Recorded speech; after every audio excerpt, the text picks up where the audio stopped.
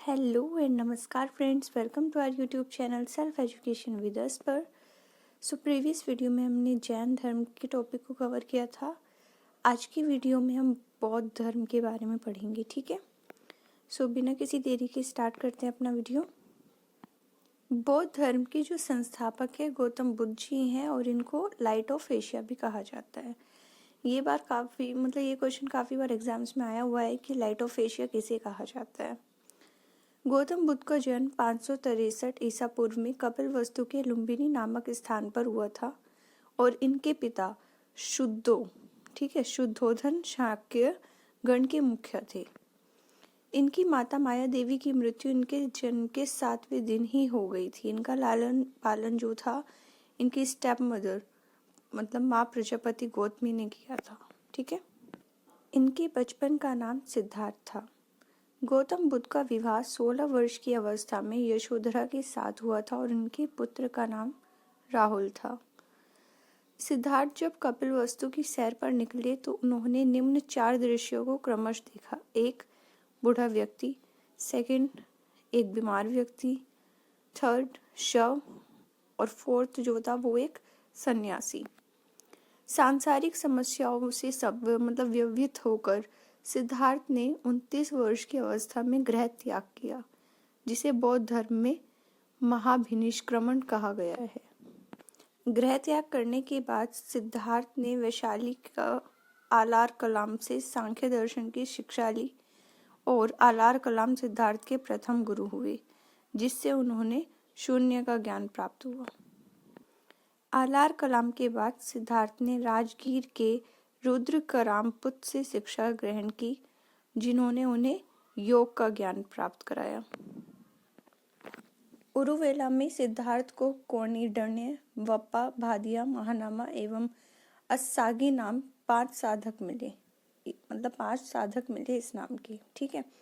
बिना अंजल ग्रहण किए 6 वर्ष की कठिन तपस्या के बाद 35 वर्ष की आयु में वैशाख की पूर्णिमा की रात निरंजना नदी के किनारे और पीपल वृक्ष के नीचे सिद्धार्थ को ज्ञान प्राप्त हुआ। इसको अंडरलाइन कर लीजिएगा, ठीक है, कि कौन सी नदी के किनारे, किस वृक्ष के नीचे और कौन सी आयु में जो सिद्धार्थ है यानी गौतम बुद्ध है उनको ज्ञान प्राप्त हुआ।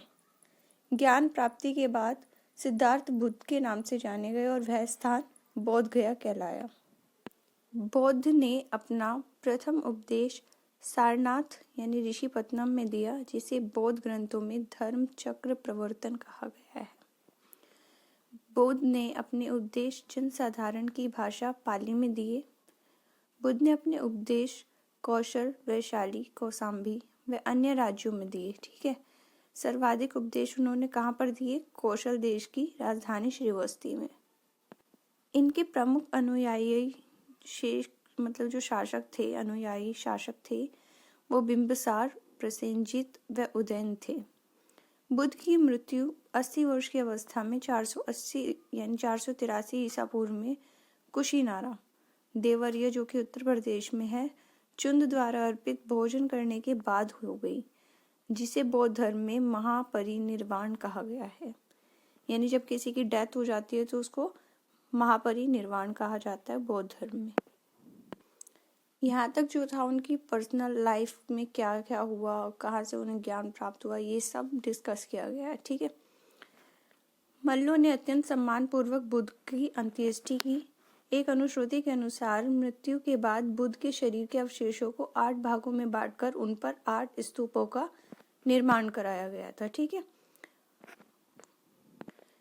बुद्ध के जन्म व मृत्यु की जो तिथि है वो चीनी परंपरा के कैंटोन अभिलेख के आधार पर निश्चित की गई थी। बौद्ध धर्म के बारे में हम विशद ज्ञान त्रिपिटक यानी विनय पिटक, सूत्र पिटक और अभिधम्म पिटक से प्राप्त होता है। तीनों पिटकों की भाषा जो है वो पाली है और थेरवाद मत की पाली त्रिपिटक जो है वो सबसे पुरानी है। सूत्र पिटक में बुद्ध के धार्मिक सिद्धांतों को संवाद के रूप में संकलित किया गया है। विनय पिटक में संघ के भिक्षु एवं भिक्षुणी के लिए बनाए गए नियमों का संग्रह है, जो भी उनके रूल्स थे, और इसमें संघ के अनुशासन को तोड़ने पर किए जाने वाले प्रायश्चितों की सूची भी दी गई है। यानी अगर आपसे गलती हो जाती थी, बाय मिस्टेक अगर कोई रूल टूट जाता था तो उसको मतलब उसके प्रायश्चित के लिए अभी क्या क्या करना होता था, इन सब की सूची दी गई थी। अभिधम्म पिटक में सूत्र पिटक में वर्णित सिद्धांतों के सुव्यवस्थित अनुशीलन के लिए आवश्यक सूचियों के सारांश एवं प्रश्नोत्तरी का समावेश किया गया है। पाली त्रिपिटकों की पहली शताब्दी ईसा पूर्व में श्रीलंका के शासक वटगामिनी की देखरेख में पहली बार लिपिबद्ध की गई थी। सूत्र पिटक के 5 निकाय हैं: दिघ, मध्यम, संयुक्त, अंगुत्तर और खुदक। बुद्ध के पूर्व जन्म से जुड़ी जातक कथाएं खुदक निकाय की 15 पुस्तकों में से एक है। खुदक निकाय में धम्मपद नैतिक उपदेशों का पदात्मक संकलन है और थेर गाथा में बौद्ध भिक्षुओं के लिए गीत और थेरी गाथा में बौद्ध भिक्षुणियों के लिए गीत हैं। बौद्ध धर्म मूलतः अनीश्वरवादी है। इसमें आत्मा की परिकल्पना भी नहीं की गई है।